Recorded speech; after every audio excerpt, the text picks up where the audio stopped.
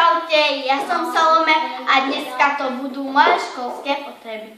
Tu som si rozložila veci, ktoré mám v tomto košíku. Takže tu mám farebné papiere,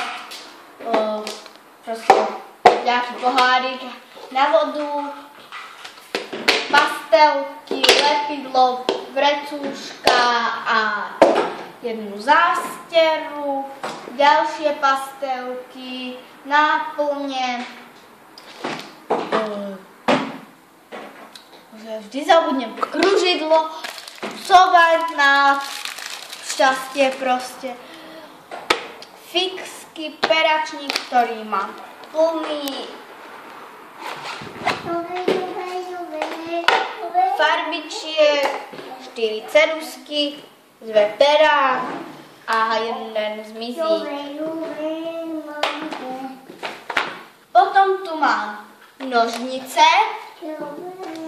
pero, gumovateľné, farebné perá, navyše takýto peračník. Počkajte. Zápisníček, ceruzky obyčajné, štece, plastelína, pravítka, vodovky, guma a strúhatka, lepíky, proste tie papieriky také, zvýrazňovače a temperky.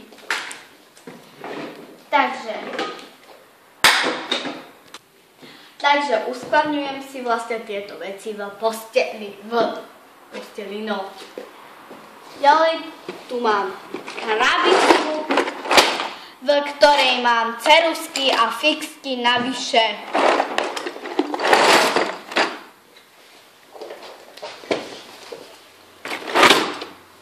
Ďalej tu máme učebnice.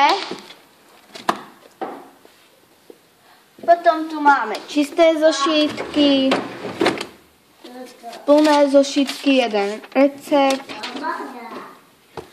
Potom sú tu knižky, tu je nejaké papiery zo svetel príjmania. Tam nižšie mám ešte od prváku vysvedčenia a tak. Ďalej tu mám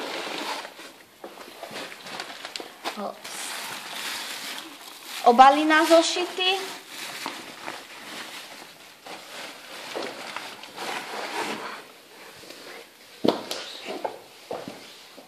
Potom tu mám topánky na telesnú výchovu, prezúky a konečne moja školská taška.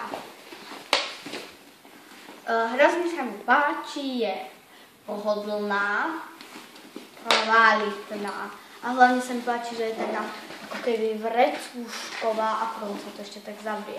Takže vrecúško v taške. Ja vám normálne zatiahnem. Tu sa to zatvorí.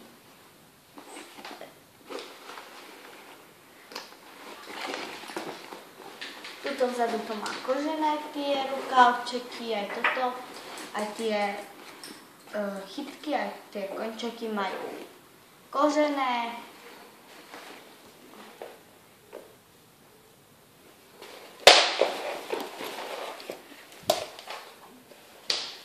Aha, znútra znova vypadá takto.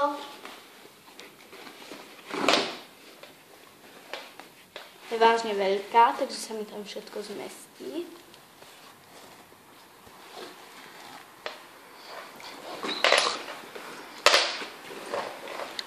A ďalej tu sú také tie malé, ktoré sa tiež otvárajú tak obyčajne.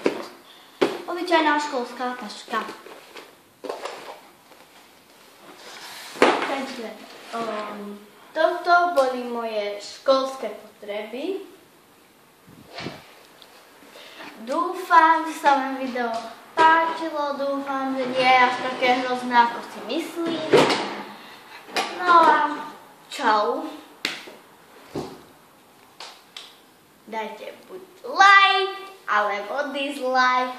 Cynthia, ty si nám tu stále vystrájala.